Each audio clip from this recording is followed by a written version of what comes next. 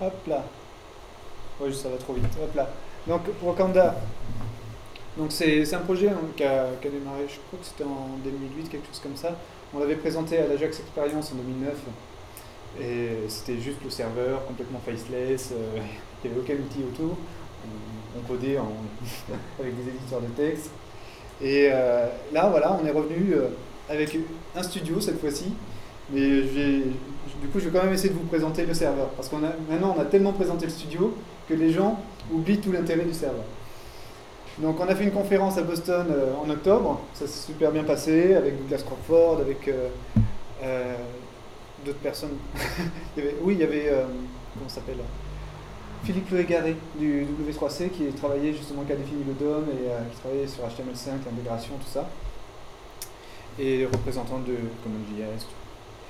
Donc le website, ça y est, je fais du franglais. Donc il y a énormément de documentation dessus et un forum, on doit être pas loin maintenant des 500 utilisateurs. Je dois avoir des graphes là qui sont plus à jour. Et il ne faut pas hésiter à poser des questions, il y a une bonne ambiance. Alors d'abord une petite intro du NoSQL. Hein. Bon, j'en ai déjà fait une tout à l'heure, de toute façon.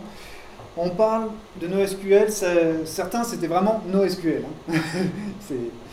Pour d'autres, ils ont commencé à dire, attendez, not only SQL. On ne va pas remplacer toutes les bases de données SQL par des bases de données NoSQL. Ça n'a pas de sens, il faut utiliser le bon outil pour la bonne application. Quoi. Donc les idées derrière, c'est pour faire du non relationnel. Oui, dans certains cas, ça peut apporter de la scalabilité parce qu'il n'y a pas de dépendance entre les éléments, donc on peut les stocker un petit peu partout. Apporter de la sémantique, la scalabilité, donc on en parlait. Avoir une approche model driven. Schemaless, se dire, j'ai des évolutions qui arrivent sans arrêt dans mon application, c'est pas grave, j'ai pas besoin d'avoir trop de dépendance de mon schéma. C'est pas un problème. Et le fait de ne pas avoir de schéma trop strict aussi, ça permet d'éclater encore plus facilement. Il y a un cap théorème aussi qui est souvent mis en avant, qui dit on ne peut pas tout faire en même temps. On ne peut pas avoir à la fois de la cohérence de nos données, de la consistency, avoir de la disponibilité et de la partition de tolérance. On est obligé de se répartir entre ces choses-là. Alors, j'étais à une présentation aussi par une équipe de MongoDB qui disait ça c'est un théorème qu'on a à un instant T. Maintenant, les théorèmes, ça change en fonction des environnements, des matériels, des choses comme ça. C'est bizarrement, des fois, des choses qui paraissent complètement impossibles, on a un nouveau truc qui révèle au-dessus, qui rend les choses possibles. On ne sait pas par où c'est passé, mais c'est là. Je sais plus qui est. En fait, il prenait un exemple d'un autre théorème comme ça, qui avait l'air effectivement limpide, mais tout d'un coup, du jour au lendemain, il n'y avait plus lieu d'être. Alors, je ne sais pas quelle importance il faut y donner. Toujours est-il que, on a vu tout à l'heure, il y a différentes typologies, différentes familles de solutions NoSQL qui existent. Là, il y en a 5, mais il y en a d'autres. Souvent, quand on parle de NoSQL, les gens pensent à ces trois-là. Voilà. Ça, c'est ceux dont vous entendrez le plus parler, parce que ces trois-là sont vraiment définis pour avoir de la scalabilité. Et je suis un petit peu frustré, mais je comprends très bien. Les gens qui ont eu le plus besoin de NoSQL, c'est vraiment ceux qui ont eu des besoins de forte scalabilité et forte disponibilité. Salut. Et c'est dommage, je parlais de CommonJS tout à l'heure. Désolé, il n'y a pas de souci. Donc, heureusement, il y a l'exception qui confirme la règle, Neo4j, qui est une base de données graph, qui a une optique complètement différente. Hein. Là, c'est vraiment l'idée, au contraire, d'avoir plein de liens entre plein de nœuds et faire en sorte de trouver les chemins les plus courts les plus rapidement possible avec un langage très spécifique. Donc, on n'est pas forcément juste sur j'éclate mes données et la scalabilité. Il y a d'autres besoins à couvrir. Et donc, les graphes en sont un, les object stores en sont un autre. Donc, Wakanda se positionne sur l'object store. L'idée, oula, je supporte pas les transitions automatiques. D'accord, c'est pas grave. L'idée, c'est de construire donc des business web applications. 4D, en fait, son cœur de métier, c'est de fournir des outils et des serveurs pour des applications métiers. Donc, que ce soit des applications desktop ou des applications client-serveur. Il y a eu un besoin fortement exprimé depuis des années de se spécialiser de plus en plus vers le web. Donc il y a pas mal de choses qui ont été faites. Il y a un serveur web intégré, toutes les méthodes peuvent être publiées en tant que web service, il y a différents outils. Mais l'aisance qu'avaient les développeurs et qu'ils ont toujours pour faire des interfaces, donc utilisateurs avec des objets très riches, ils voulaient avoir exactement la même dans un environnement web. Et on leur a dit, voilà, il y a quelque chose qui a été fourni au départ. Manque de peau, comme les contraintes client-serveur n'étaient pas vraiment les mêmes que les contraintes dans un navigateur. Par exemple, la première version, c'était très, comment dire, ils appelaient ça le mode contextuel. Parce que, en gros, on désactive un petit peu le back, le forward, et on a vraiment un contexte qui est très fort. Et voilà, il n'y a pas de notion de je navigue. On est dans une application, on n'est pas dans un site web. Et cette notion de business web application, c'est venu beaucoup plus tard. Cette notion d'arriver à marier un petit peu les fameux systèmes de navigation par rapport à une application. Et encore, hein, même aujourd'hui, on a des exemples d'applications web qui réagissent assez mal si on revient en arrière. Mais cette notion aussi de web où on a une URL qui nous permet d'arriver à un rendu. Dans une application, on est là, on est en train de naviguer, tout ça. Ah ouais, maintenant je suis tombé sur la fiche de tel produit avec telle configuration. J'aimerais pouvoir envoyer l'URL à mon ami. Un site web, ça marche. Une application web, pas toujours. Voilà. Il y a des mécanismes qui ont été mis en place pour ça. Et un gros travail qui a été fait hein, avec derrière le HTML5, il y a beaucoup de choses qui se cachent, dont beaucoup d'API JavaScript et de mécanismes dans le browser. Alors, ce qu'on essaye de dire, c'est que développer une application métier, déjà, c'est assez compliqué. Le développeur a beaucoup de choses sur lesquelles il doit se concentrer. Et si on peut ne pas avoir besoin, en plus de se prendre la tête sur des choses purement techniques, de la manière de stocker, de choses comme ça pourrait être pas mal. Alors on a des environnements qui nous sont proposés, comme des environnements LAMP, avec du MySQL, avec plein de choses comme ça. On a des environnements, voilà, .NET, Microsoft, où on a plein d'outils, hein, du serveur web, des IDE, des choses comme ça. Java aussi propose beaucoup de choses. Et on nous propose aussi d'aller à prendre en compte du réseau et des environnements côté client dans le browser natif, des protocoles, des choses comme ça. Donc il y a beaucoup de choses qui sont à disposition, mais potentiellement, quels que soient les choix qu'on fasse, il y a pas mal de technologies à maîtriser. Alors, ça pose quelques difficultés, parce que du coup, on se retrouve avec une équipe dans laquelle les personnes ne parlent pas le même langage. C'est pas seulement le langage dans lequel ils codent, c'est le langage dans lequel ils pensent. C'est la manière qu'ils ont de conceptualiser ce qu'on leur demande.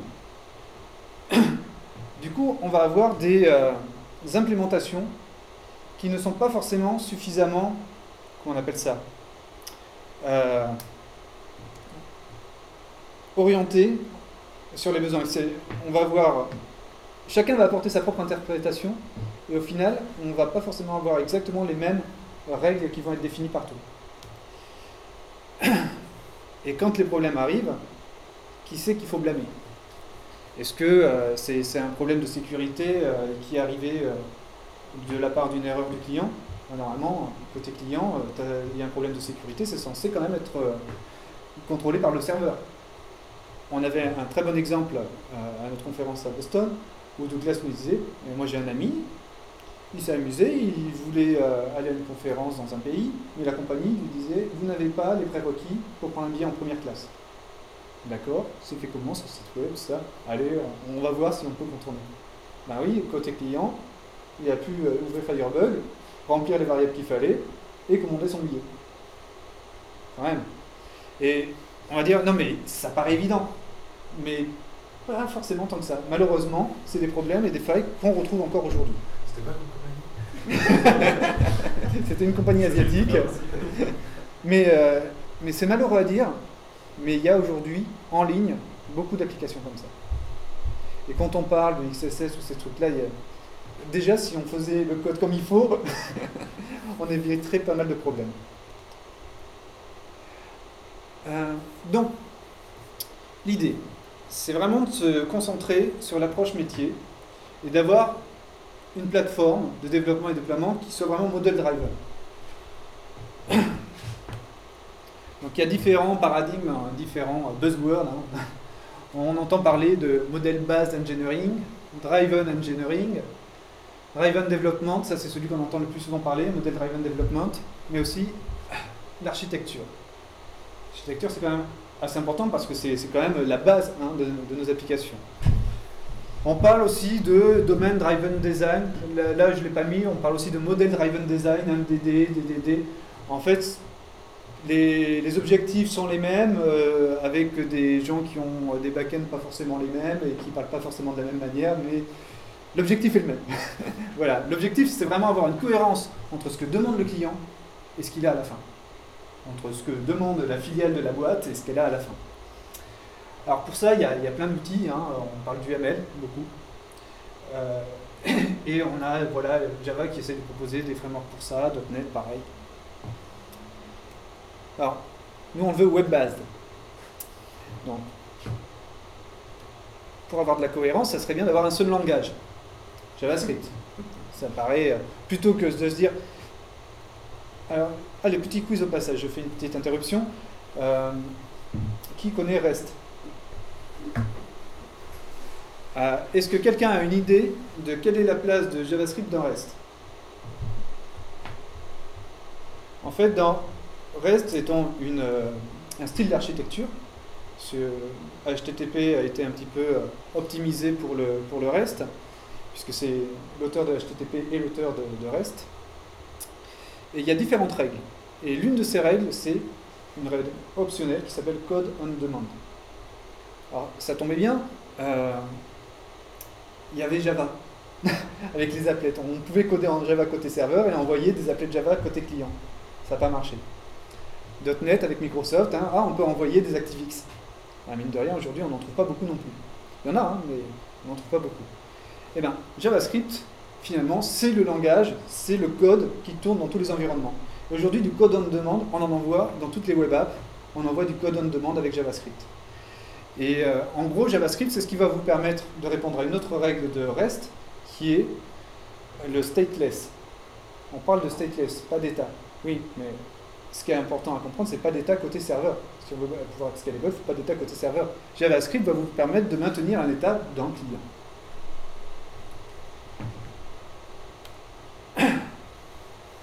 Donc, pour ça, il nous faut un moteur. Donc, quel moteur pourrait être adapté pour ça? On a choisi JavaScript Core, déjà parce que le projet était assez bien maintenu. En plus, il nous proposait des choses qui étaient indispensables pour nous. On travaille sur une base de données. Alors pour nous, il est impératif d'avoir un langage qui puisse faire du multithreading, préemptif, thread safe, 64 bits pour avoir beaucoup de données. Et c'est bien de pouvoir avoir un mode script qui est apporté par ECMAScript 5. Ça a été le bonus, hein. Quand on a commencé, on ne l'avait pas. Donc voilà, le code lui-même est assez bien structuré, documenté, c'est maintenu par Apple, ça rajoute une certaine forme de sécurité. En plus, WebKit, c'est vrai que c'était l'environnement qui était le plus répandu au niveau des mobiles. On n'en parle pas beaucoup dans les desktops, mais au niveau des mobiles, c'est ce qui est le plus répandu.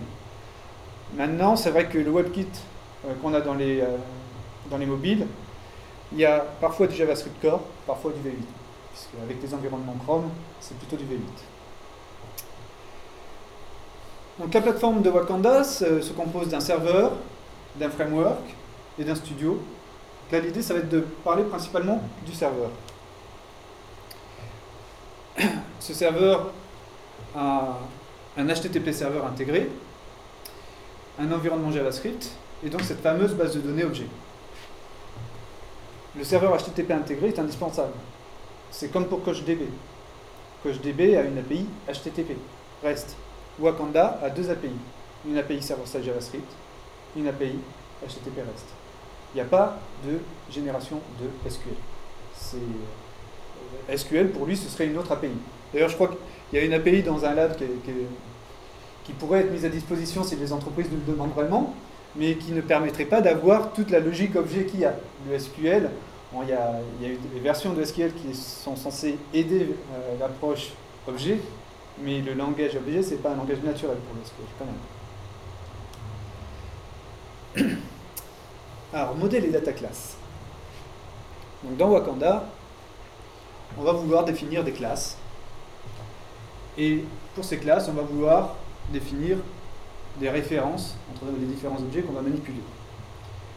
Donc on va vous proposer de créer une classe employé, une classe compagnie, et à partir du moment où on a créé ces classes-là, en fait, deux noms sont disponibles.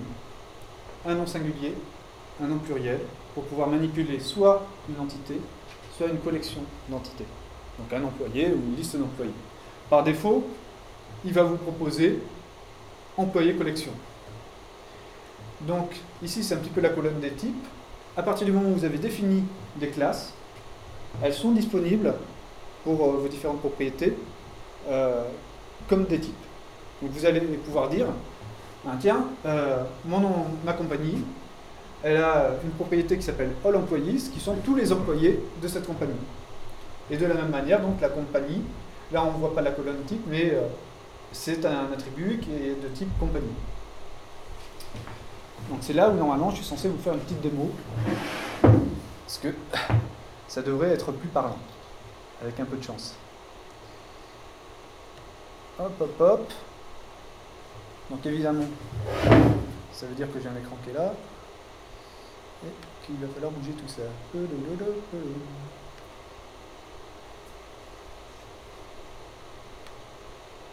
Ah voilà, donc c'est bon.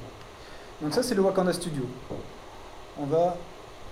je vais ouvrir une solution. On parle de solutions. Donc les solutions, c'est un ensemble de projets qui vont être lancés en même temps sur le serveur et qui vont pouvoir partager des choses.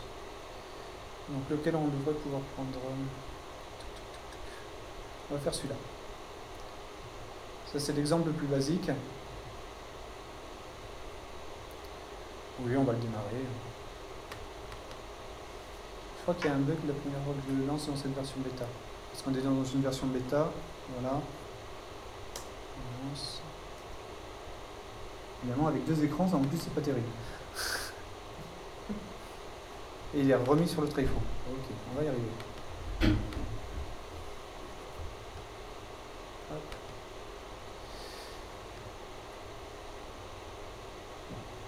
Pour l'instant, on va dire oui tout à l'heure, de toute façon. Donc, dedans, on va aller voir le petit modèle. Donc là, on va se créer une petite classe. Hein. On va faire un employé. Hop là. On va lui donner le petit champ, donc first name. Donc j'ai l'autocomplétion, des choses comme ça. Hein. Là je fais juste rentrer, ça me permet de passer au suivant. Par défaut, il propose des strings, c'est des trucs qui passent un peu partout. Et on va s'arrêter là pour l'instant. Hein. Ça devrait être pas mal. On va le sauver. On va faire juste une petite page. Main page. Ouais. Hop là. On voit, vous pouvez voir en fait ici, en bas à gauche, la liste des classes qui ont été définies dans le modèle. Donc l'idée, c'est de pouvoir profiter de l'API REST pour brancher cette source de données sur un élément graphique. Hop là, je fais run, et on va voir si ça marche. Là c'est le suspense. Évidemment la fenêtre qui dit que ça démarre, elle est sur le mauvais écran, tout va bien. Hop là. Donc, il m'a affiché cette page-là. Je viens tout juste de créer la classe, donc forcément, il n'y a pas d'élément dedans. Hein. Donc, on va rajouter un petit élément. Hop là. Alex. Paul. Voilà.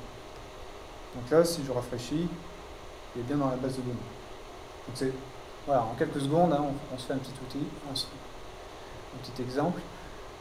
Maintenant, ah si, je sais ce que je vais vous montrer au passage quand même, parce que c'est quand même tout le concept qui est là. Si je reviens là-dessus. Donc, c'est le serveur web de Wakanda permet de servir à la fois les données et des fichiers. C'est quand même pratique de pouvoir servir des fichiers. Du coup, il permet de servir des fichiers d'interface. Maintenant, slash rest. On va aller là-dessus. Donc là, il nous dit que le service REST est disponible. Hop. On va aller sur catalogue.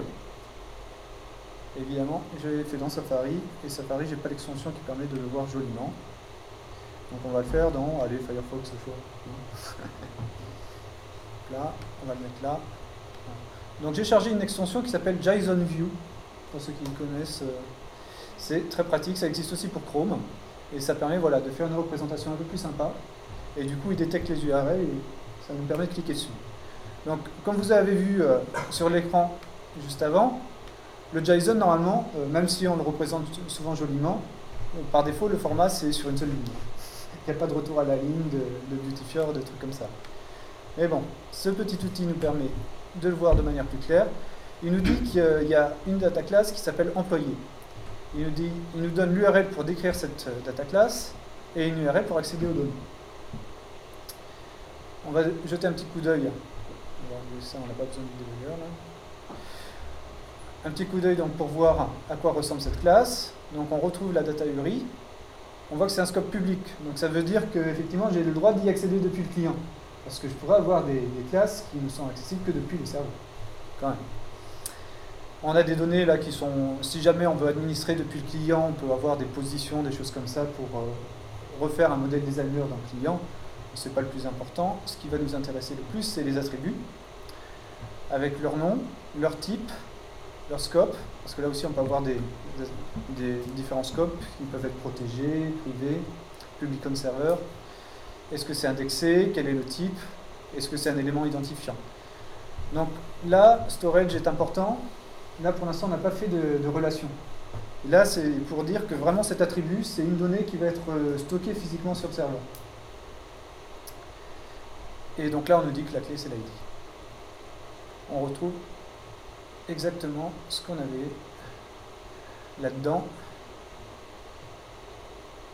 Hop. Alors, on a un petit mode, parce que par défaut, on a un petit service qui compacte tout en un seul fichier. Donc si on veut regarder pour les scripts, on a un seul script qui s'appelle WAF Optimize et un loader. Donc pour ça on a une petite astuce. Égal 1. Voilà, et comme ça on a vraiment tous les éléments. On va pouvoir retrouver tout ce qui est donné dessus. Donc ça je vous donne des petites astuces au départ, ça peut aider pour la compréhension pour le reste. Et évidemment, voilà, XHR. Pourquoi il me montre que ça? Bon, peu importe. On va revenir sur ce qui nous intéresse, c'est-à-dire la base de données. On va faire un petit peu de code server-side JavaScript, si ça vous dit. Alors, on va revenir ici. On a un petit script. Import.js qui va charger un fichier texte. Donc on lui fait retrouver un chemin et dans lequel il y a 1000 lignes pour représenter 1000 employés. Donc pour chaque ligne, for each, le natif de l'Oré JavaScript, je vais faire un new employee. Je lui donne le prénom et le nom et je fais un saut. Donc ça c'est vraiment un script basique, juste pour comprendre le principe. Hop, hop, hop.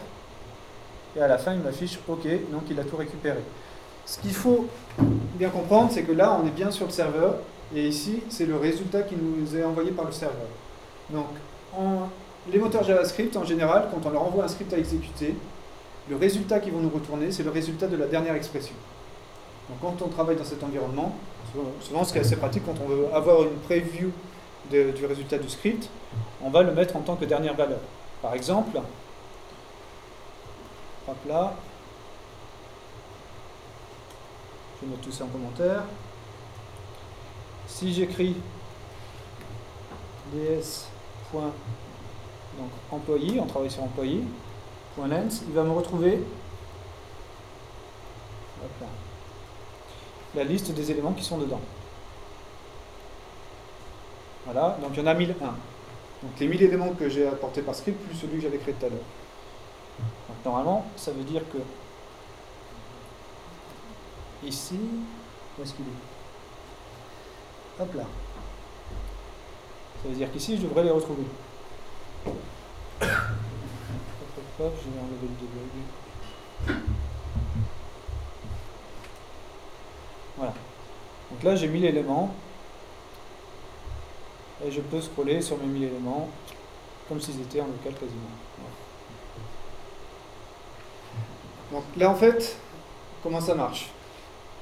Bonne question. Tout à l'heure, on n'est pas allé sur le data URI. Hop là. Donc si on va voir un petit peu le data URI, ici il va me dire il y a 1000 éléments, et en fait je t'en ai envoyé 100. Donc il y a cette fameuse notion de badging qu'on peut avoir quand on interroge des bases de données ou des choses comme ça. On va l'avoir ici de la même manière. Et derrière il y a un framework et des widgets qui sont fournis pour pouvoir se servir un peu de tout ça et fournir le batch scrolling. C'est de rendre l'expérience utilisateur la plus agréable possible. Maintenant, n'importe quel autre framework ou même code server-side peut utiliser ce système-là. Je peux en PHP interroger cette base de données objet ou en Java et utiliser ce mécanisme-là. Donc pareil, il y a des notions de tri et tout ce qui va avec. Hop, hop. On va revenir d'abord juste 2 secondes ici.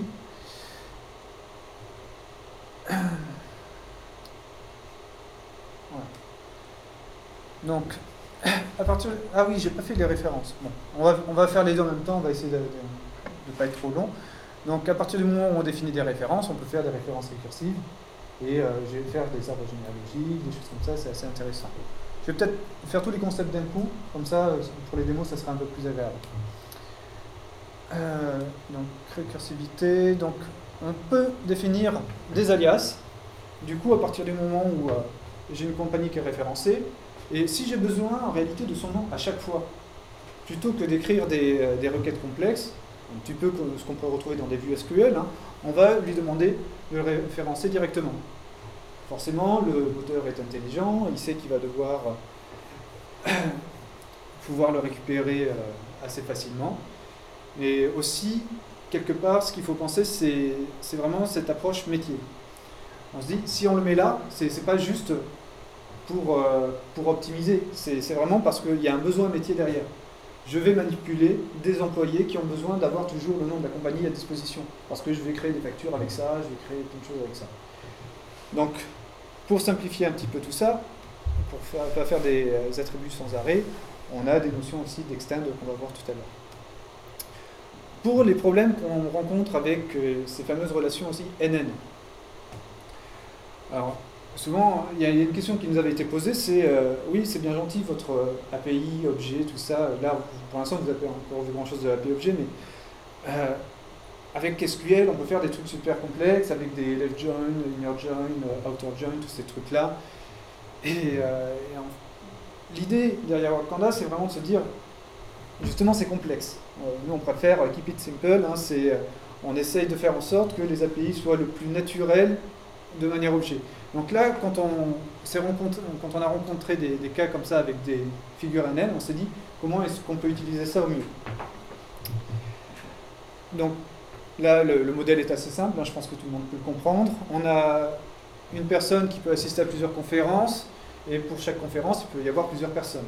Donc pour représenter cette liaison, on a défini la notion d'attendee. Donc pour retrouver tous les attendees, il y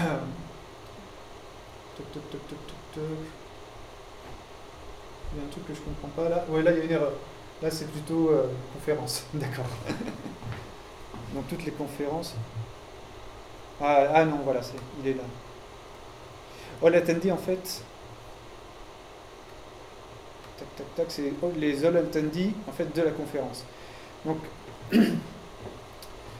ici, on a une relation 1n vers personne. Donc effectivement, ici pour une personne, la personne, elle peut être attendee à plusieurs conférences. C'est ce que veut dire ce all attendees en fait. Là pareil, il est en train de participer à une conférence.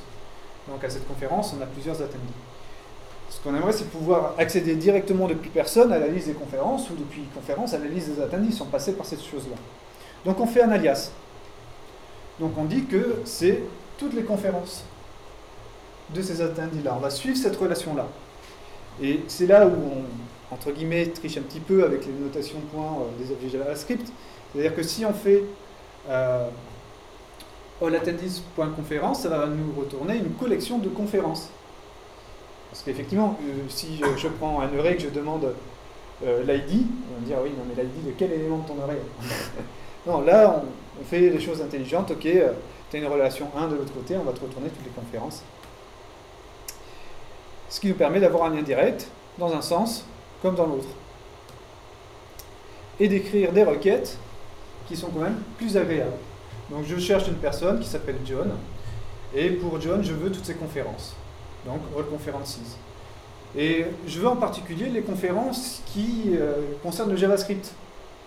Donc je vais filtrer, je vais récupérer celles qui concernent le JavaScript, et je veux voir toutes les personnes que j'ai rencontrées à des conférences JavaScript. Donc je demande jsconference.allpeople. Donc je vois toutes les personnes que John a potentiellement rencontrées à des conférences JavaScript.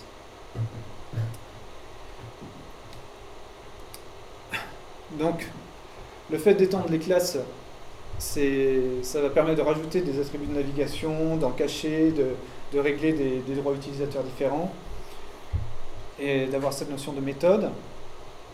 On peut faire donc des calculated attributes. Donc pour chaque attribut, on va pouvoir dire c'est un type JavaScript qui a un getter, un setter, des queries, des sorts. Alors le problème des calculated attributes, on va nous dire oui, mais ça veut dire que si je fais un tri là-dessus ou un filtre là-dessus, il va devoir calculer cette valeur-là à chaque fois. Ça ne va pas être performant du tout. Donc on va proposer des onQuery et des onSort qui sont des fonctions que vous allez écrire qui vont convertir, entre guillemets, la logique de cet attribut-là en une string qu'on mettrait dans le order by, une string qu'on mettrait dans le query string. J'ai des exemples pour ça. Et donc évidemment, on peut écrire des méthodes qui vont s'appliquer au niveau de la classe, donc sans contexte de collection d'entity, ou à la collection ou à l'entity. À savoir que potentiellement, une méthode d'entity doit pouvoir s'appliquer à une collection, et à ce moment-là, on l'appliquera à tous les éléments de la collection. Ce qui peut être très intéressant. Oh, je vais passer un petit peu à de la démo sur le truc. Hop là. Hop là. Donc, on va sortir de là. On n'a pas la peine de fermer. Employee companies.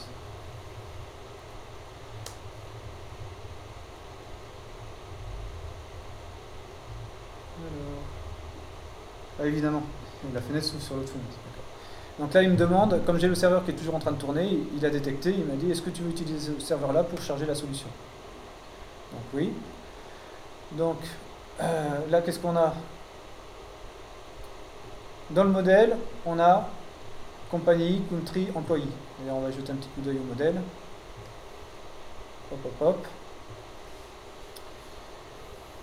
hop. Employee, compagnie, country. Normalement, si je reviens ici, voilà, là je vais vous faire un petit exemple. Je vais prendre le modèle de celui-là parce qu'il n'a, voilà, il a employé, il n'a pas compagnie. Donc, si, il a déjà, oh, c'est même pas drôle, c'est même pas drôle. Bon, allez, je vais faire pour jouer, on va faire la même chose avec country. Donc dans l'idée, on crée country. Par défaut, vous voyez ici, il a un class name country et une collection name country collection. Donc country collection, c'est pas très sympa. Évidemment, on va pouvoir le renommer countries. Hop là. Donc du coup, je vais pouvoir dire qu'une compagnie est dans un pays. Je vais dire country. Et donc si je commence à taper C, il me propose compagnie, compagnie collection, countries ou country. Allez, country. Et là, il a automatiquement mis dans country un attribut qu'on n'est pas obligé d'utiliser, qui s'appelle compagnie collection. Parce qu'on sait que dans ce pays-là, il va y avoir un certain nombre de collections qui sont disponibles. Donc on peut le rendre privé pour ne pas l'exposer, évidemment. Mais à partir du moment où on veut pouvoir l'utiliser,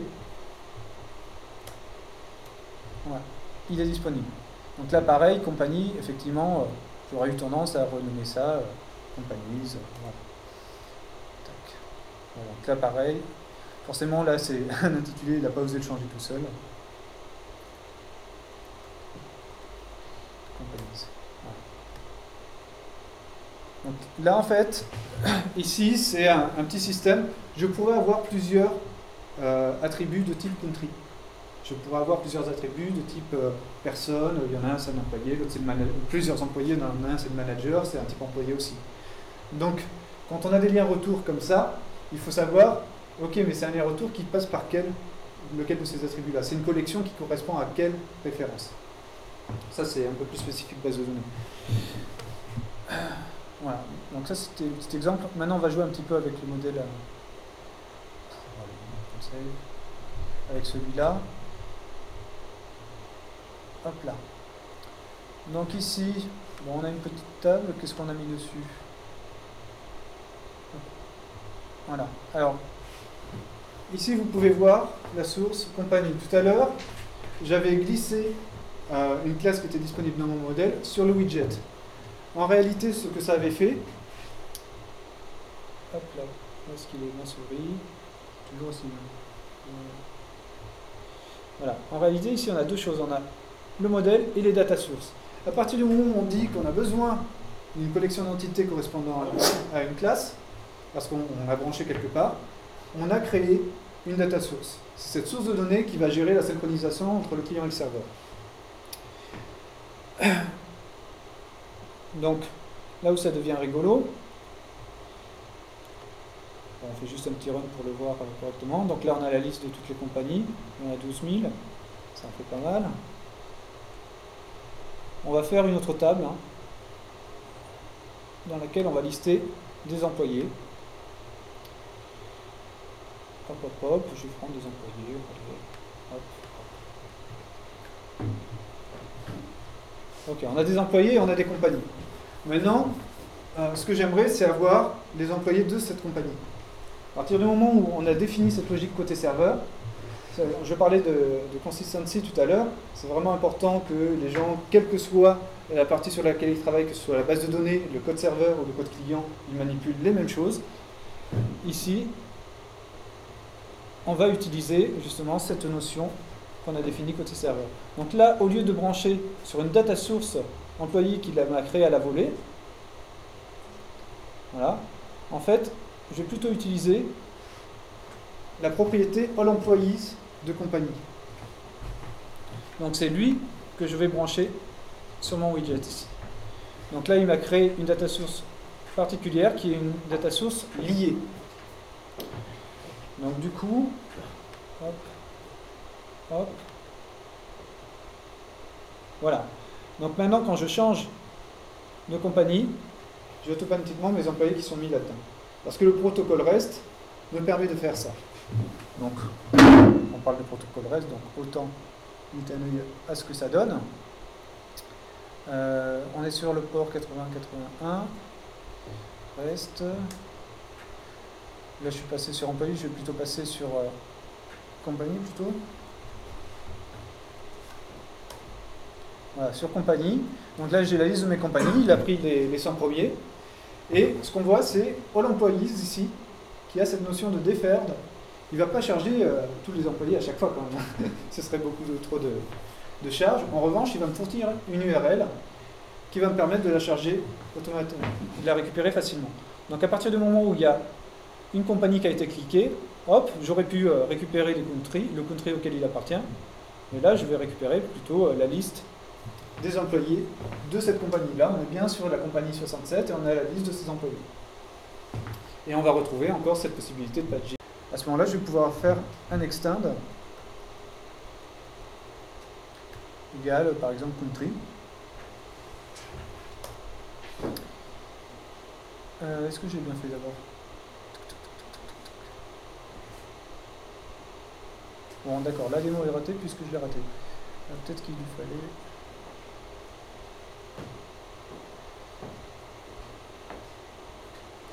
Bon, ok.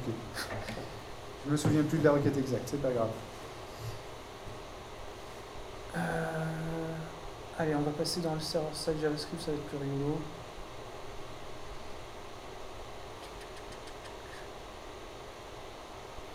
Hop, simple code. Ouais.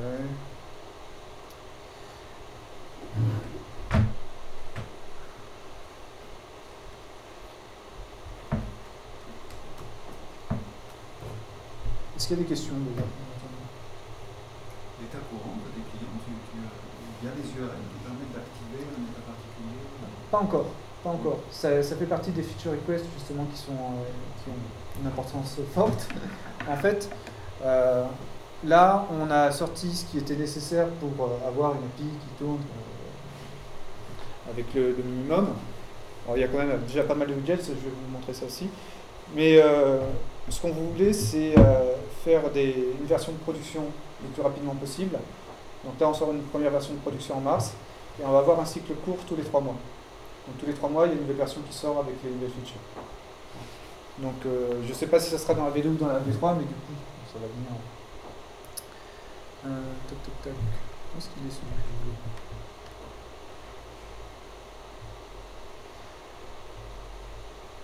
Voilà, je vais vous prendre ça, ça va être rigolo.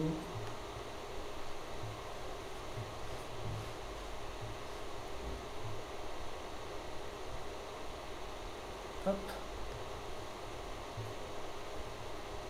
On va faire un Node.js.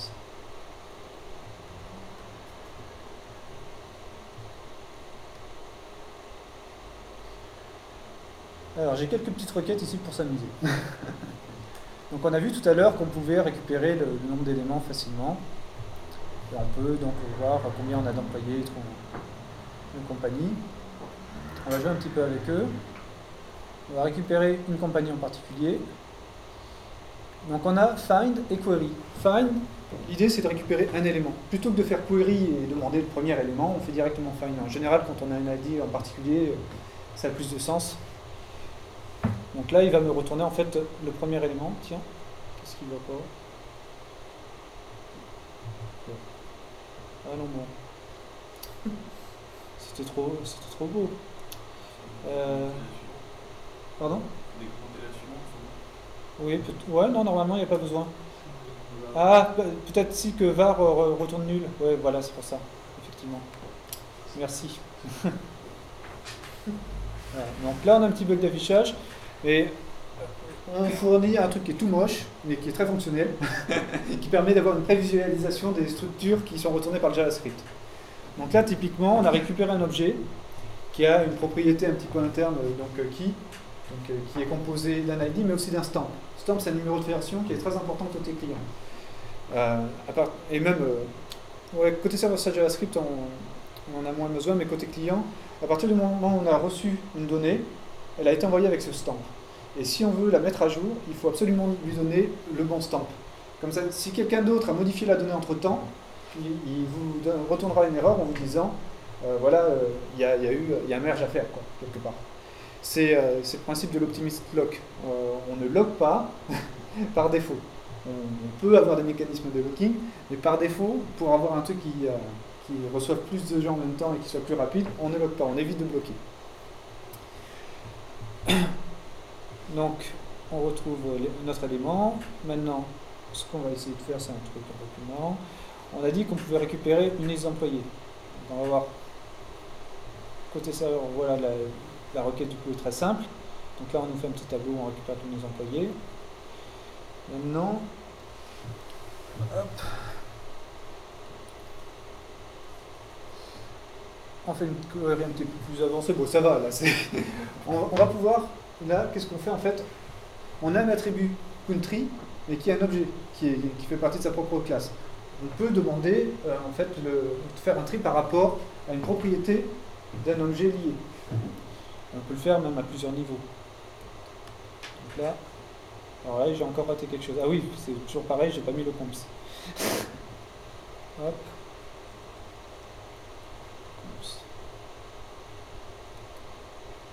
Ça c'est chiant ce bug d'affichage. Ok, donc on a une liste, tranquille. Si on faisait... Quel était l'intérêt là? Le langage JavaScript, c'est quoi? C'est du JavaScript. Non, mais Ah, le code est... Ça? ouais, c'est évalué, c'est un langage, enfin, ça marche quoi? C'est un langage qui vous est propre? ouais, c'est un query string, un query language. En fait, il y a une doc, il est assez simple à comprendre. Et surtout, on essaye. Alors, il y a juste ça où on n'est pas content en fait. Le égal tout court. C'est parce que en JavaScript, ça n'a pas la même notion. Voilà. Pour une base de données JavaScript, c'est pas terrible. Donc c'est là parce que effectivement, en fonction des autres langages de query qu'on peut trouver sur les bases de données, en général, c'était comme ça. Et les gens étaient plus à l'aise, donc ils voulaient autoriser le égal. Et en fait, on a un double égal. Et le double égal, en fait, il fait une évaluation stricte. C'est ça qui est drôle. dans le sens que ici, en réalité, il cherche, même si que ce soit majuscule, minuscule, c'est pas grave. Voilà, tandis qu'avec un double égal, il va faire une recherche un peu plus stricte. Donc là, normalement, ça devrait bouger à double égal et triple égal, mais il y a des débats internes en disant oui, mais triple égal, c'est pas bien, c'est pas joli. Alors, ce qu'il faut savoir, c'est qu'il y a aussi des keywords qui peuvent être utilisés à la place. Voilà, équivalent, ou je crois que même equal marche. Voilà, donc là, ça marche aussi. Par exemple, là, on peut avoir GT ou LT aussi, ça marche aussi. Et il y a des cas de figure où on n'a pas trop de choix. Par exemple, on a un truc genre like ou win, on a des trucs comme ça aussi. Mais souvent, ils ont essayé de mettre... je crois qu'il y a un dièse qui remplace l'un de ces keywords-là. Je ne sais plus exactement ce qu'il veut dire. Alors, l'autre exemple qui était intéressant, alors pourquoi on avait celui-là? Oui, celui-là, ce qui était intéressant, c'était de se dire, ben, en fait, si on a un alias, à la limite, la requête peut devenir encore un petit peu plus courte. Bon, ça n'a pas beaucoup d'intérêt à montrer. Donc là, on avait le nombre d'éléments. Bon, on peut récupérer aussi facilement donc, le nombre... Ah oui, c'est parce que j'ai mis const ici.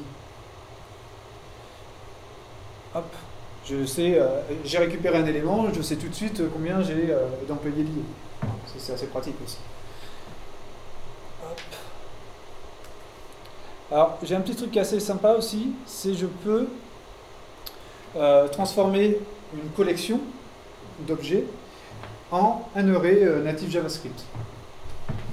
Du coup, c'est facile à envoyer en JSON. Enfin, cela dit, les objets peuvent se sérialiser en JSON simplement. Mais du coup, j'ai toutes les méthodes qui sont disponibles nativement pour les arrays, je les ai là. Là, il n'y a pas de souci. Là, j'ai demandé last name, mais j'aurais pu faire last name, virgule first name, ou des choses comme ça. Ouais, donc. Alors là, en fait, j'ai fait déjà une query parmi les compagnies, mais sur cette compagnie, je vais faire une query sur ses employés. Hop. Et ça, c'est tous les employés de toutes les compagnies retournés par la première requête. Donc ça a été agrégé 2 fois. Alors, et top. Ça fait une collection. Tout à fait. Tout à fait. C'est pour ça qu'il y a différentes manières de faire les requêtes, justement. Donc là, effectivement, le moteur a reçu 2 requêtes.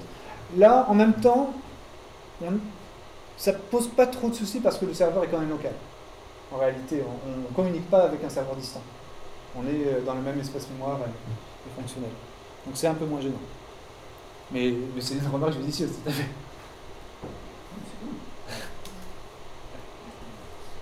Alors, en fait, on n'aurait pas dû mettre les var ici. Alors là, on a fait une petite comparaison. Là, on demande tous les employés, dont le pays et la France. Donc pour trouver le pays, en fait, on passe quand même par compagnie et par country, pour savoir. Et en 2, là, c'est une autre manière de faire. On parcourt les countries, on lui demande de trouver donc celui qui est la France, le pays France, et on lui demande tous les employés de toutes les compagnies. Et donc normalement on est censé retrouver la même valeur. Ouf. Voilà, donc c'est vraiment en fonction aussi de la manière qu'on peut avoir de penser, de toute façon on va retomber sur ses pieds. Hop. Je vais éviter de pouvoir exécuter à chaque fois, déjà que j'ai réglé le premier. Et en termes de performance, les deux implémentations, c'est la même chose? Pas tout à fait. En fait, le premier, quelque part, sera plus rapide parce que on a envoyé une seule query. D'accord? Là, il a créé une première collection. Enfin, là, il a récupéré un élément. De cet élément, il a créé une collection.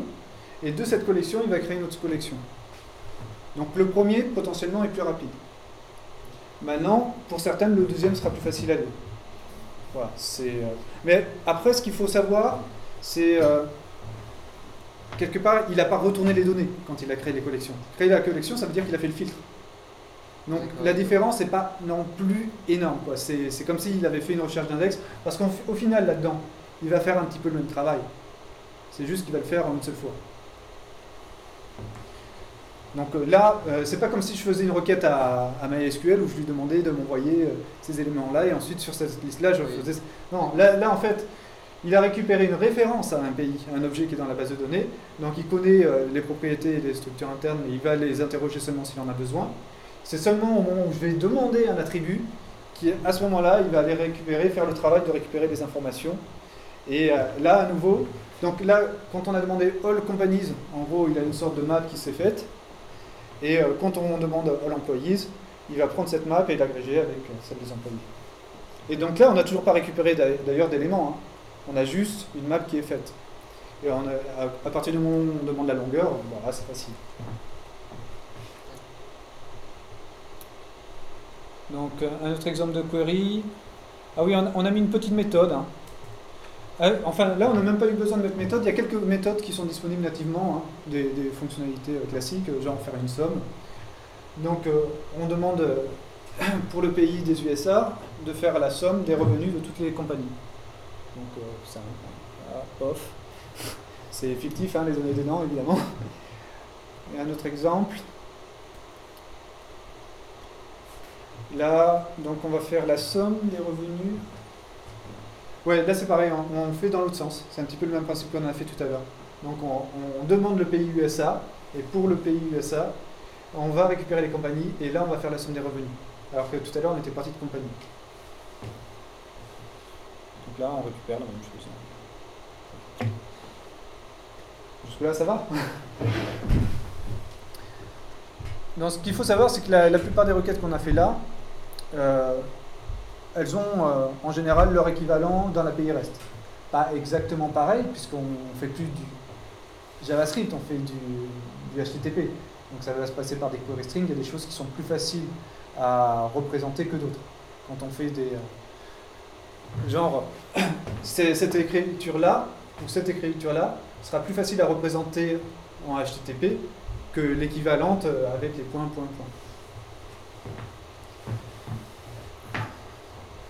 Hop.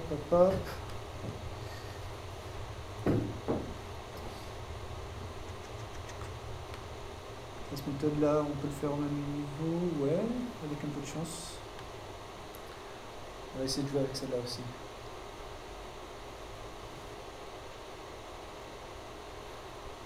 Donc là, qu'est-ce qu'on fait? On demande all, donc c'est natif hein, pour toutes les data classes, on récupère tous les éléments. Et là, il y a une méthode qui a été créée qui s'appelle revenu stats. Elle a été définie dans le modèle. Donc si on regarde dans le modèle, revenu stats, on l'a là. Hop.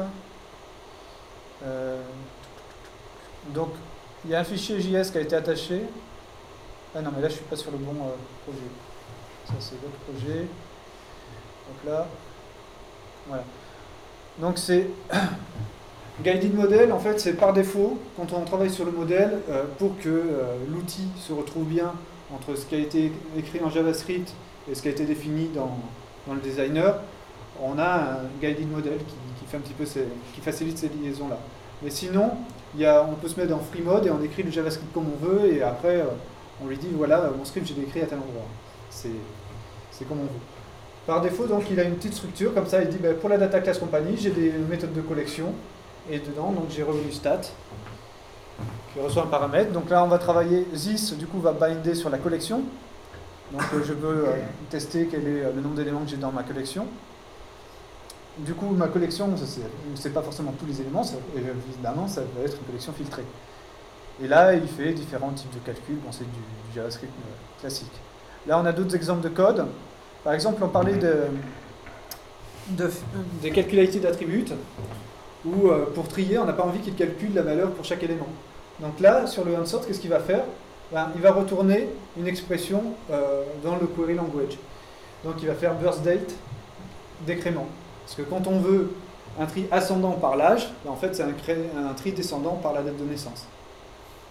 Donc c'est assez facile à exprimer.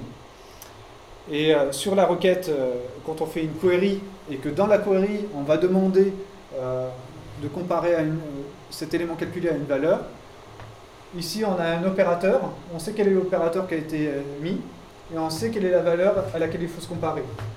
Donc là, typiquement, si on doit comparer à nul, ben on demande si birthdate is nul, ou s'il n'est pas nul.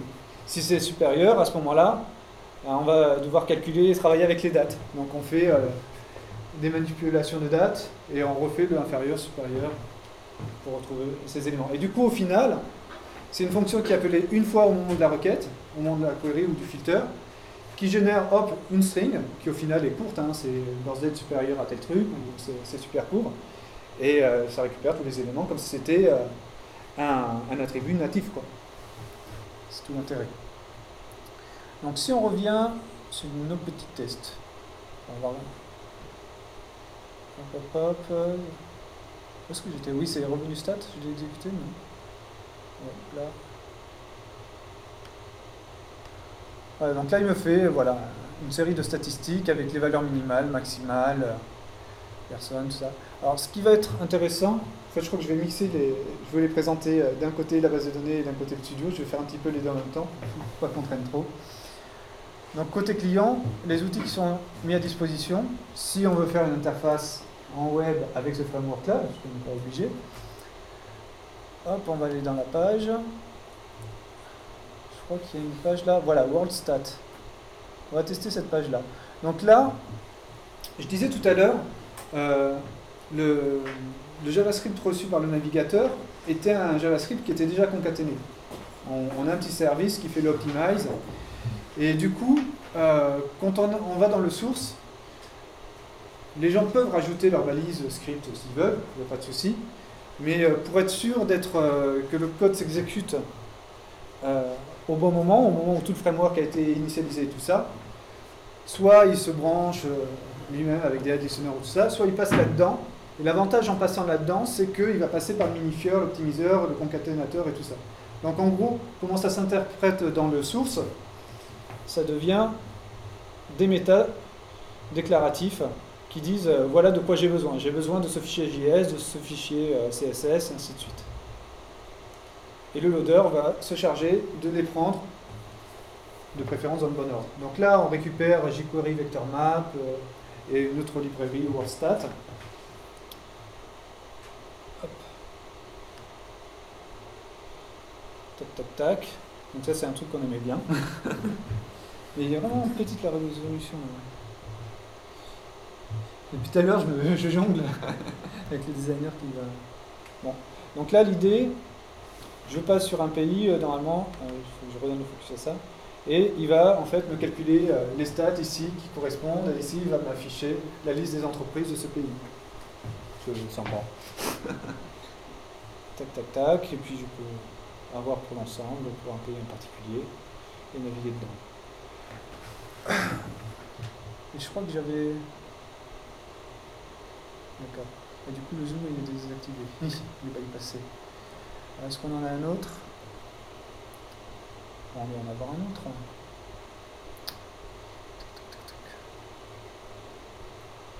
Stat. Company stat, ouais. Voilà, c'est un autre exemple. Il faudrait vraiment que j'améliore la résolution parce que là, c'est pas terrible.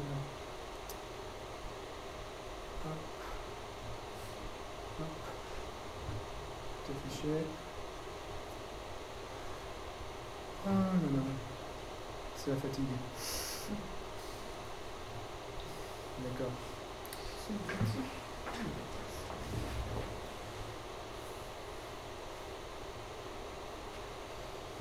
Comment on fait pour...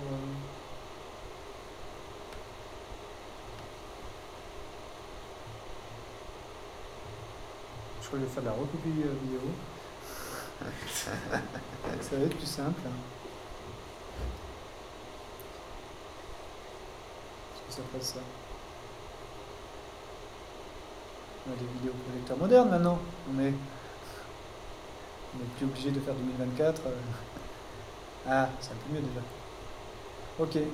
Donc là, on a hop, une liste de compagnies qu'on peut filtrer par country. Tac. Et donc on peut faire des stats par range, par country. Là c'est mauvais choix puisque forcément si je prends un pays en même temps. Hop là.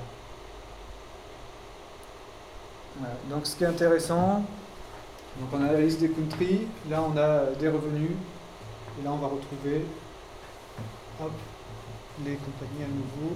Mais ces compagnies-là, en fait, c'est les compagnies qu'on va récupérer en fonction de l'élément sur lequel on passe. Bon. Ça, c'est mon collègue qui a fait cette démo, donc c'est vrai que je maîtrise moins ce qu'il avait fait sur ce code-là. Ok. Qu'est-ce qu'on peut avoir d'autre?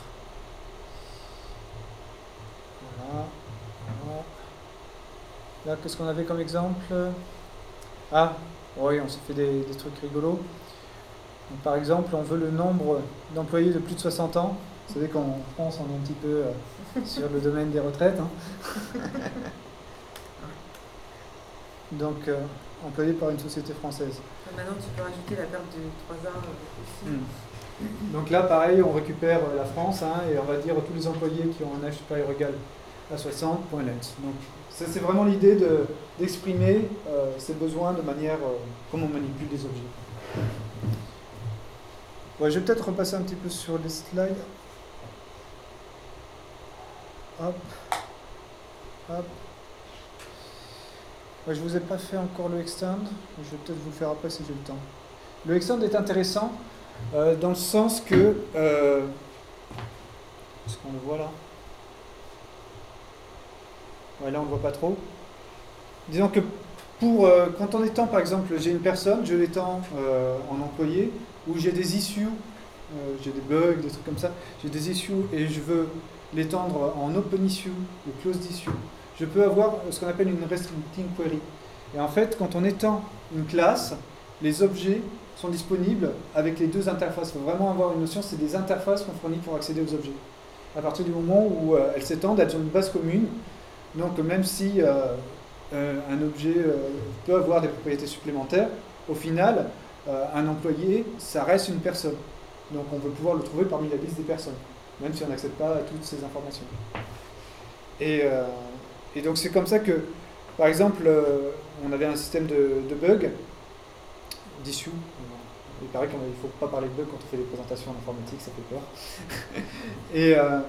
Et plutôt de se dire, ça fait 15 interfaces que je crée différentes, où je dois manipuler surtout les issues qui sont pas celles qui sont fermées, je veux que celles qui sont ouvertes. Celles qui sont fermées, c'est bien pour un truc de compte rendu, mais j'aimerais manipuler, ne pas avoir besoin de refaire le filtre à chaque fois. Et c'est là qu'on se dit, ok, donc ça fait partie vraiment de ta logique métier, de ton modèle, c'est dans le modèle que tu dois définir cette information-là. Et c'est à ce moment-là que de ton issue, tu vas créer ton extend modèle en open issue, et du coup, à chaque fois que tu crées tes interfaces, ou même quand tu manipules ces informations côté serveur, tu n'as pas besoin de refaire le filtre à chaque fois, je veux seulement celles qui sont ouvertes. Toc, toc, toc. S'il y a des questions. Scope. En Rails, on appelle ça des scopes. C'est quand tu restreins. Nous on appelle ça des restricting queries. En fait, scope, là, on a une propriété scope, c'est plus une notion d'accès, de droit d'accès sur ce qui est privé, public. C'est vrai qu'il y a souvent, on est obligé de faire du mapping dans les vocabulaires. C'est pas toujours facile. Mais on retrouve dans cette logique-là des choses qu'on avait dans Ruby on Rails ou des choses comme ça. Donc, parler des scopes. Donc là, effectivement, au niveau sécurité, l'idée, c'est de se dire... voilà, je vais donner un bon exemple de faille de sécurité que je trouve souvent. On parle d'injection SQL, des choses comme ça. L'injection SQL, pourquoi ça marche, honnêtement? Parce que on a quelqu'un qui s'est authentifié sur le client. Il y a quelque chose qui s'exécute, qui est envoyé sur le serveur. Le serveur va faire une requête à une base de données. Mais il va la faire avec quel droit? En fait, malheureusement, les 3/4 du temps, toutes les requêtes qui sont faites à la base de données passent avec des droits, si ce n'est admin, en tout cas, des droits communs à tous les utilisateurs, quel que soit l'utilisateur connecté. Dans Wakanda, quand on est connecté, quand on a... le serveur de base de données a cette notion du client qui est connecté. Et du coup, on peut, même dans le restricting query, mettre « je veux seulement ceux qui appartiennent à cet utilisateur ». Par exemple, pour des mails, des trucs comme ça. On ne ferait pas forcément des mails en base de données, mais un commercial peut potentiellement accéder à tous les clients pour consultation en read. Donc on a une data class client dans laquelle il a les droits, tous les commerciaux ont les droits en lecture sur client. En revanche, ils sont responsables de certains clients en particulier et c'est à eux, eux seuls peuvent les modifier. Et du coup, on va faire un extend et on va dire my client, par exemple, ou dedicated client, ou un truc comme ça, on choisit le nom. Et on va pouvoir dire c'est seulement les clients qui sont rattachés au commercial qui est connecté. Vous me suivez? Voilà. Donc en gros, il y a un protocole, il y a la base de données et le serveur applicatif supporte par défaut 3 types d'authentification, l'authentification basique, digest et un custom authentification qui passe par des cookies de session. Donc à partir du moment où on utilise un de ces 3 modes d'authentification sur HTTP, à ce moment-là, le serveur a cette notion de user et sait s'il est censé avoir accès à ces informations ou pas.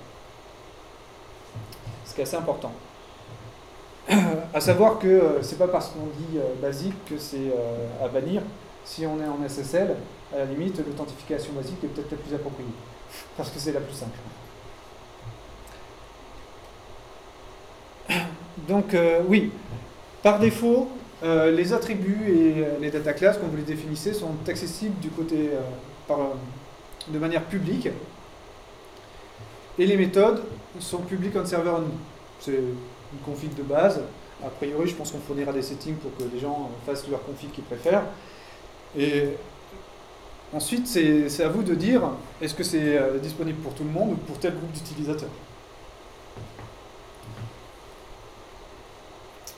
Donc, la validation. Tout à l'heure, j'avais la petite anecdote avec celui qui était passé en première classe.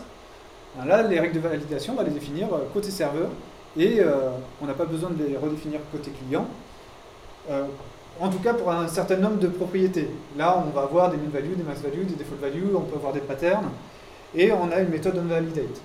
Pour l'instant, le onValidate du serveur est fait systématiquement sur le serveur. Il y a une feature request qui est de dire j'ai écrit un script de validation qui n'est pas dépendant des autres données du serveur et qui pourrait du coup s'exécuter aussi côté client. Merci de l'utiliser aussi côté client. Voilà, ça c'est une optimisation qui va être faite par la suite, qui est possible parce que justement on fait du JavaScript côté serveur. Après, une autre option qui sera toujours disponible, c'est de définir dans le modèle un script côté pour le serveur ou pour le client, dans le même environnement. Et surtout de définir côté serveur, du coup, le code on demande qui est envoyé au client est complet. Après, maintenant, si je suis dans un environnement Java, si on m'écrit un onValidate en JavaScript, je ne vais pas en faire grand-chose. Maintenant, je peux éventuellement, je vois quel est le code, à la limite, ça a été fait par quelqu'un d'autre, je devrais pouvoir le mapper en Java. Une autre option, là je ne parle pas de choses qui sont disponibles, mais une autre option qui est envisageable, c'est de se dire, je fais un onValidate client que j'enregistre pour différents langages, que ce soit PHP, Java ou un autre. Donc oui, on a différents handlers. On a sur l'initialisation quand on récupère les éléments, sur le chargement vraiment. Le validate et le unsave sont en fait, sont lancés à peu près en même temps. Hein. On va valider juste un petit peu avant. Mais c'est vraiment pour le valider, vous pourriez le faire sur le save. Mais c'est quand même plus propre de le faire, de bien répartir son code. Donc, il y a cette notion de user and group. Comme je disais, nativement, on fournit un système d'authentification et donc de déclaration des utilisateurs. Par défaut, aujourd'hui, il y a un objet directory qui est disponible côté client et côté serveur. Côté client, en fait, il faut bien se dire que c'est quelque chose qui est fourni en plus. Comme je disais, le serveur est utilisable depuis n'importe qui. Mais on fournit donc ce framework JavaScript qui a, donc, ce qu'on a vu tout à l'heure, c'est une sorte de proxy de ce qu'on appelle un data provider pour récupérer les données facilement, qui a donc cette notion de data source qui permet de se dire, ben voilà, je sais communiquer avec le serveur, mais maintenant je vais pouvoir me maintenir une source de données, savoir où j'en suis dans ma source de données, et qui a aussi cet objet directory pour savoir quel est l'utilisateur qui est connecté en ce moment, à quel groupe il fait partie, et ainsi de suite. Et par-dessus, évidemment, il y a widget. Donc, on va pouvoir définir ces user and group. Normalement, dans une prochaine version, a priori c'est déjà pas trop mal avancé, il y aura possibilité de se brancher sur un Active Directory. En fait, le serveur supporte déjà l'authentification Kerberos pour permettre de se connecter à une Active Directory. Après, les questions qui restent à faire, c'est éventuellement linker potentiellement des users aussi qui seraient propres à l'application à des users d'un Red Hat. Ou pas. Tac, tac, tac, tac. Oui, là c'est juste un exemple quand on donne les permissions. Alors, l'idée c'est d'avoir un environnement quand même assez ouvert pour ce serveur. Donc, on supporte la spécification des modules CommonJS. Quand on définit un module bien structuré, on fait require, on le retrouve. Cette notion de récursivité aussi de propre à CommonJS existe. Il y a deux modules avec les API CommonJS qui sont fournis. Bon, en réalité, Worker c'était simple. C'est juste un draft qui dit exposons l'API des web workers côté serveur. Donc, comme on supportait nativement les web workers, le module CommonJS, qu'est-ce qu'il fait? Il retourne l'API web worker native. Donc ça, c'est des API W3C HTML5 qui ont été portés côté serveur. Dans les web storage, ce qu'on supporte, c'est session storage. Parce qu'on sait que beaucoup de développeurs côté serveur aiment bien manipuler des sessions, même si c'est pas forcément. Ça peut poser des problèmes quand on veut être scalable sur plusieurs serveurs. Il faut penser, si on a un load balancer, il faut peut-être essayer de rerouter sur celui qui avait la session, ou partager les sessions, synchroniser. Mais c'est que ça peut être pratique si effectivement on a une application qui tourne dans une entreprise avec 200 employés, 300 employés, ça marche très bien, il n'y a pas de souci. Donc les web workers, on supporte trois types de workers. On supporte les web workers classiques. On lance un worker, on communique avec lui, et puis c'est le nôtre et c'est tout. On lance un shared worker. Donc comme Wakanda fait du multithreadé, le fait de lancer un shared worker, on peut lui demander avec un wait à la fin de rester alive. Et à ce moment-là, il fonctionne un petit peu comme une event loop, il reçoit des messages et il envoie des résultats. Et quelles que soient les connexions qu'on reçoit des clients, on peut communiquer avec ce web worker shared, donc du coup, qui peut lui avoir par exemple une connexion à une base MySQL, et à ce moment-là, on peut récupérer les données via celui-là. Il n'y a pas besoin de relancer une connexion à chaque fois. Donc on a les blogs. Ah oui, je parlais de trois types de workers. Le troisième, en fait, c'est une implémentation qui permet de lancer des lignes de commande. Donc le post-message va envoyer des messages sur le std-in de la ligne de commande que j'ai envoyée, et quand il envoie des messages sur le std-out, on va le recevoir sur le message de notre worker. Donc on a une API encore qui est consistante et qui est assez facile à manipuler. Et pareil, on a le stdr sur le on-error classique. Donc on a le blob, c'est une API très simple. Il y a quelques éléments supplémentaires sur celui-là, parce qu'on supporte aussi des API Node.js. Ce qu'il faut savoir, c'est que le blob W3C, en fait, il ne fait pas grand-chose. Et il te permet de prendre un sous-élément du blob pour créer un autre blob. Ok. C'est assez limité. Mais en fait, le navigateur va nous retourner parfois des objets de type blob dans des formes data qui va nous permettre de les envoyer sur les XML HTTP requests. Après, donc ce blob a une API qui permet de faire tout buffer, et à ce moment-là, on récupère un objet de type buffer comme on l'a dans Node.js, qui propose beaucoup plus de fonctionnalités. Donc timers, on va retrouver set timeout, set intervalle, et pareil avec les remove. Donc par défaut, comme on est dans du code synchrone, si on fait un set interval ou un set timeout, il faut faire attention parce que le contexte risque de mourir avant que l'événement soit lancé.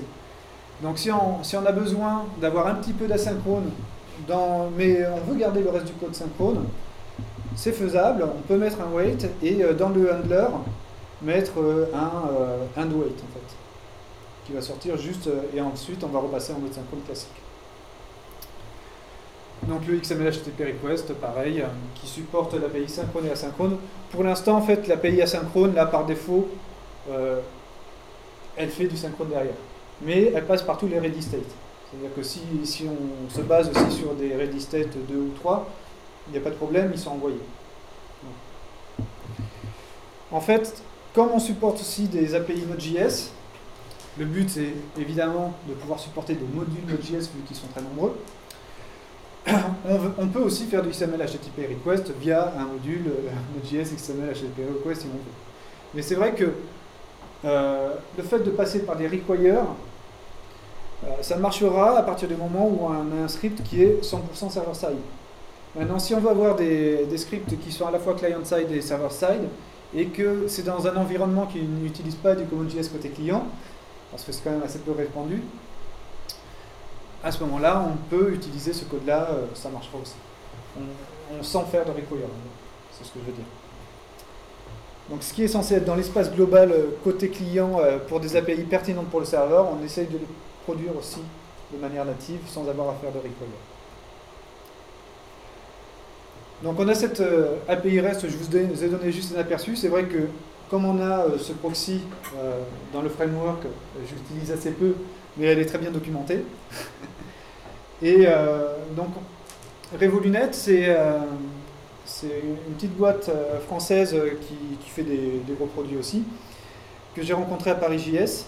Et quand on a fait la présentation de Wakanda, ils se sont dit tiens, c'est vachement sympa. Mais eux, ils travaillent en XJS côté client. Et du coup, ce qui les intéressait, c'était vraiment ces systèmes de base de données objets. Ils ont fait un petit proxy. Et en passant par ce proxy, ça devient très simple. On fait, je déclare un data provider que je branche sur, je donne le nom de la classe, je branche sur employé. Et à partir de là, je vais pouvoir brancher ce data provider sur une grille XJS et utiliser comme je veux. Donc tout le modèle qu'on a défini dans Wakanda, compagnie, employé, tous ces trucs-là, sont utilisables directement dans XJS. Et normalement Sencha, puisque au début c'était des frameworks assez différents, mais qui se sont rapprochés. Et cette notion de proxy qu'ils ont dans XJS, normalement a été portée dans les dernières versions de Sencha.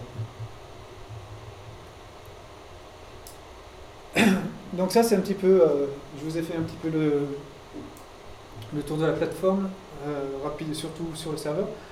Dans le studio, les outils qui sont disponibles, donc on a vu, c'est le Data Model Editor. Ce Data Store Model Editor, pour une petite anecdote, c'est une web app. Toute l'interface, là, c'est créé en pur HTML5, JavaScript, CSS3. De même que le GUI Designer. Quand on crée nos interfaces, on est dans un environnement purement HTML. De même que le debugger. Je ne vous ai pas montré le debugger, il est assez sympa. Le user and group, l'administration, tout ça c'est des web apps.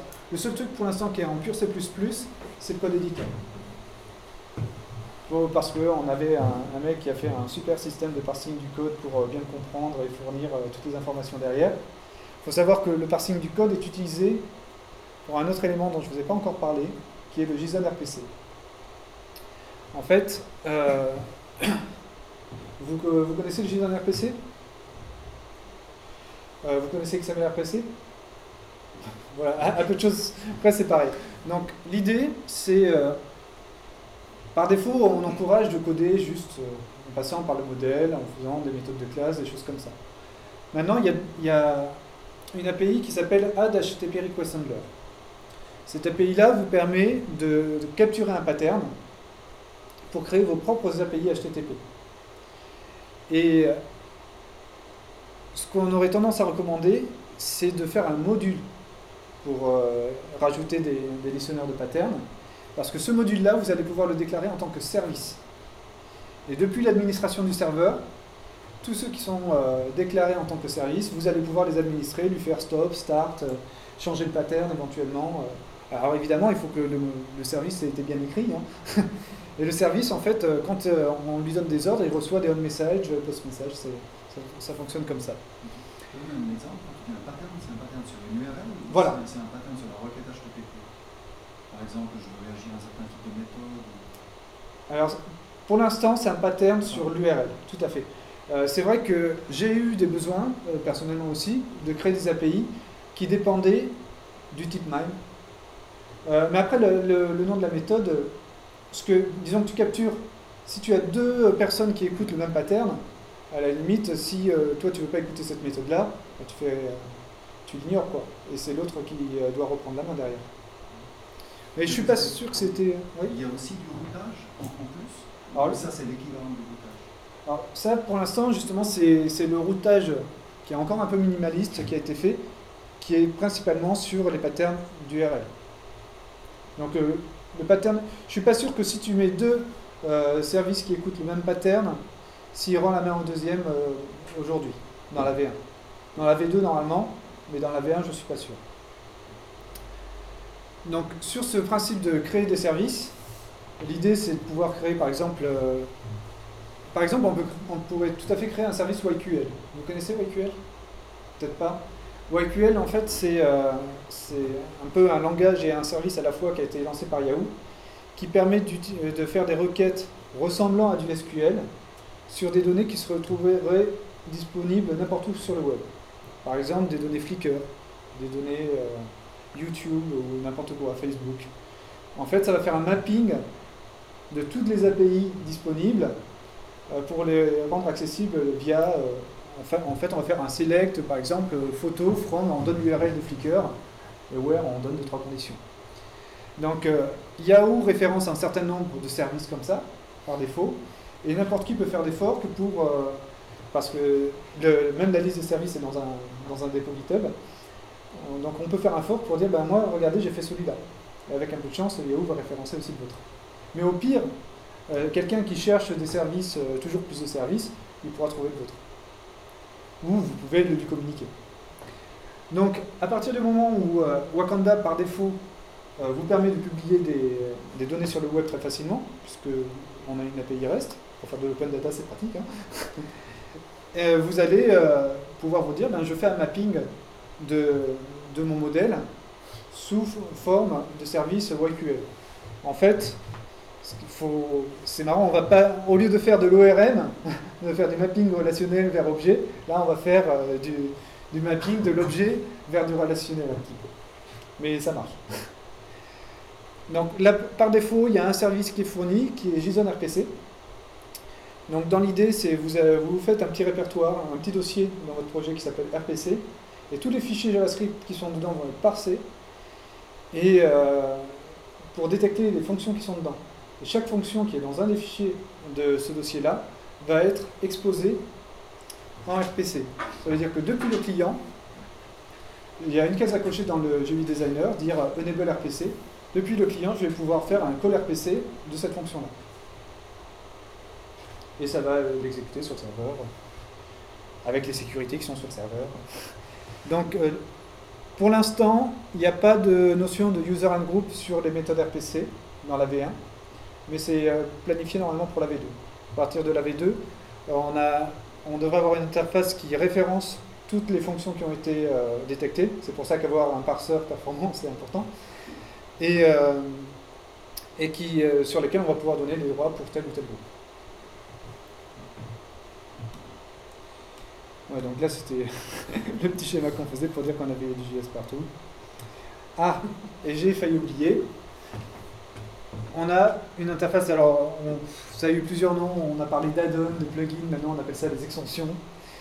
Donc l'idée c'est, vous pouvez créer votre propre extension Donc on a des extensions démo pour du JSLint ou des trucs comme ça. Mais au final, un GUI designer, c'est un petit peu une extension. Donc si vous voulez créer votre propre outil, que ce soit, on peut imaginer, on veut des outils graphiques, aller faire de la retouche d'image. Il y a des bibliothèques pour ça, je ne sais plus exactement le nom, mais il y a un truc super qui fait ça dans le navigateur carrément, grâce au Canvas et ces choses-là. Ben, pas grave, hein, on fait un plugin, on prend le truc qu'il a fait, on le met dedans, et hop. Donc l'idée c'est essayer de reprendre aussi des API qu'on retrouve ailleurs. Hein. Pareil, toujours cette notion de, ok, je fais du JavaScript everywhere, mais je vais essayer de porter aussi des API qui sont standards dedans. C'est pas toujours possible évidemment, mais quand on peut, on essaye. Vous avez trouvé qu'il y avait un serveur en JS? Non, pas le serveur. Pas le serveur. Oui, je parlais de... On avait JS ici, parce qu'il y a quand même certaines choses qui sont écrites en JavaScript, mais c'est surtout pour dire que vous allez coder en JavaScript ici, vous allez coder en JavaScript ici, et la logique que vous allez réaliser sera toujours en JavaScript. Et le JavaScript ici, c'est le JSON, c'est vraiment... On ne dénaturalise pas vraiment l'objet. Il y a quelques informations supplémentaires qui sont mises dedans, comme des stamps ou des trucs comme ça, mais c'est vraiment votre objet et ses propriétés qui est envoyé. Et donc le serveur, il est écrit en quoi? En C++. Ouais. En fait, le créateur de 4D, 4D à la base c'était surtout une base de données, c'était la première base de données sur Mac. Donc c'est le président de 4D qui est le développeur de cette base de données, qui a plus de 25 ans. Et au bout d'un moment, il s'est dit, c'est... Déjà, la première approche, et pourquoi il l'avait fait sur Mac, c'est parce qu'il voulait, dès le départ, fournir des interfaces graphiques. Non seulement c'était la première base de données sur Mac, mais du coup, c'était la première base de données vraiment graphique. Et tout de suite, il l'a pensé, non pas SQL, moyen de stockage, mais vraiment document. En fait, quand on récupérait des éléments qui étaient dans la base, ça s'appelait des fiches. C'était pensé métier dès le départ. Donc au final, les gens ont poussé à supporter du SQL, à supporter d'autres trucs, mais cette notion métier, c'est un objectif qu'il avait depuis longtemps et qu'il a travaillé à fond sur Wakanda pour faire d'une base de données qui est à la base plutôt relationnelle, une base de données vraiment métier-objet. Voilà. Donc il y a des points communs, enfin forcément il y a du code qui est en commun entre les deux moteurs, mais il y a vraiment toute une logique qui n'existe pas du tout dans 4D, qui est vraiment propre à Wakanda. Et c'est vrai que les développeurs 4D nous demandent de l'intégrer, mais ouais, mais vous n'avez pas le langage adapté non plus. Donc, oui, bon, ça si on pouvait sauter. Hein. Alors c'est couvert de tests, c'est ça, voilà. C'est couvert de tests, la couverture de tests avec les... Alors, la couverture de tests... Parce que c'est un serveur, parce que c'est quand même aussi... Bien sûr. On relance comme ça un object store, voilà. Est-ce que c'est fiable? Est-ce qu'on va pas perdre des données dans la première version? Alors là, on est en version bêta, on travaille à fond sur la stabilisation. Il y a énormément de tests unitaires. Alors, tout n'est pas encore forcément couvert, donc là où il y a des choses qui ne sont pas couvertes, justement, on essaie de rattraper le retard. Et surtout, les tests, non seulement seront disponibles aussi, ce qui est un peu dommage, c'est qu'ils ne sont pas dans les sources. Wakanda est un projet open source, dans les sources ne sont pas encore disponibles en fait. C'est problématique. On est en train de brancher tous les mécanismes de synchronisation entre le repository local, qui est Perforce, et GitHub. Et ensuite, il y a quand même pas mal de code qu'on n'a pas envie d'envoyer parce qu'il est encore pollué par des frameworks qu'on utilisait dans nos librairies internes, comme c'est cross-platform Mac, Windows. Et il y a un gros travail qui a été fait pour que ce soit aussi sur Linux. Il y a du code qui est... on jette, et une fois que c'est un petit peu plus propre, tout ça, ça va être sur GitHub. Donc, oui, je vais revenir sur les tests. Je vais juste finir sur l'open source parce que c'est une question qui m'avait été beaucoup posée. L'ensemble disponible sous licence GPL. Donc que ce soit GPL ou AGPL. Le serveur, ça sera plutôt AGPL a priori. En tout cas GNU. Après, le serveur, lui, aura certainement une licence alternative commerciale. Pour ceux qui ne sont pas prêts à fournir leur code, voilà, ça veut dire que vous devez faire du business et garder votre intelligence, vous devez être prêt à payer, je pense. Mais il est possible de faire effectivement des projets 100% en pur collaboratif open source. Donc pour les tests unitaires, je disais, il y a un truc en plus qui va arriver. Sur le site, donc on a exposé le bug tracking heureusement, mais on va exposer aussi les résultats des tests. Donc après chaque nightly build, il y a les tests qui sont lancés, et donc il y a une interface, comment elle s'appelle? J'ai perdu le nom. Une interface qui permet de regrouper tous les résultats de tous les tests et qui va être exposée pour tout le monde. Donc du coup, déjà, ce qu'il faut savoir, pour les nightly builds, on a un flag qui est envoyé par notre équipe qualité, go ou no go, en fonction de certains critères de base. Et en plus de ça, si les gens veulent plus d'informations, ils pourront voir donc, tous les tests unitaires, voir les tests qui ont échoué, éventuellement essayer de s'abonner à un test en particulier. S'il a besoin de cette fonctionnalité et que ça échoue, je ne prends pas la nouvelle nightly build. Et les tests, ils sont écrits en C ou en JS? Ça dépend lesquels. Il y a les deux. En fait, il y a des choses très internes en C. Ceux-là ne seront pas forcément open source en même temps, justement, du coup, parce qu'en JavaScript, c'est plus facile. Et ce qu'on veut tester, c'est l'API server-side JavaScript et l'API REST, vraiment au plus haut niveau. Et donc à ce niveau-là, tous les tests sont faits en JavaScript et les API REST sont testés en plus. Pareil, je crois qu'il y a du JavaScript, mais je crois qu'il y a aussi du Java parce qu'il y a des frameworks de tests en Java qui existent. Oui, je posais la question. Ouais. Et le serveur HTTP, justement, est testé et benchmarké beaucoup en comparaison avec Apache, qui est quand même un truc très répandu. Et au niveau du serveur de fichiers, ça tient pareil. Donc ça va bien. C'est vrai qu'il y a moins de modules que dans les Apache qui sont livrés en standard, souvent. Et ceux qui sont dedans, c'est ceux qui sont vraiment spécifiques à Wakanda. Et ce qu'il faut bien avoir en tête aussi, c'est du fait qu'on a une API REST. Forcément, quand on fait une requête, quand on récupère les données depuis le client, on n'a pas besoin de passer par de l'exécution de code JavaScript, puisque l'API JavaScript et l'API HTTP du serveur sont au même niveau. Donc, il n'y a vraiment pas d'exécution de code pour juste récupérer les données, sauf quand on fait des calculatifs d'attributs ou des trucs comme ça. Voilà, donc ça c'était une petite map pour comparer. On était content, c'est un gars qui était venu à Wakanda, donc notre conférence, qui a affiché ça dans sa présentation. En fait, si on se compare à Node, ils ont plusieurs milliers d'utilisateurs sur leur mailing list. Alors, utilisateurs ou des gens qui font de la veille, on ne sait pas trop. Là, pour l'instant, on a en tout cas dépassé la plupart des implémentations server-side JavaScript. Déjà, on est content. Peut-être pas CoachDB et MongoDB quand même. CoachDB et MongoDB ont énormément d'utilisateurs. Mais en application serveur, on a pas mal d'utilisateurs, on a rattrapé tous ces gens-là, donc on est assez content. Et ça continue, ça augmente tous les jours en fait. Maintenant qu'il y a la bêta, il y a plus de gens qui commencent à s'y intéresser. Donc on vous invite évidemment à essayer, à jeter si vous n'aimez pas, ou à évangéliser si vous aimez. Voilà. Je vais essayer de vous montrer 2-3 petits trucs. Il est quelle heure? 9h30. Vous avez un petit peu de temps ou... Je me sauve. Si tu veux aller au restaurant. Ouais, je veux bien aller au restaurant. Ouais, je vous montre juste un truc de 5 minutes.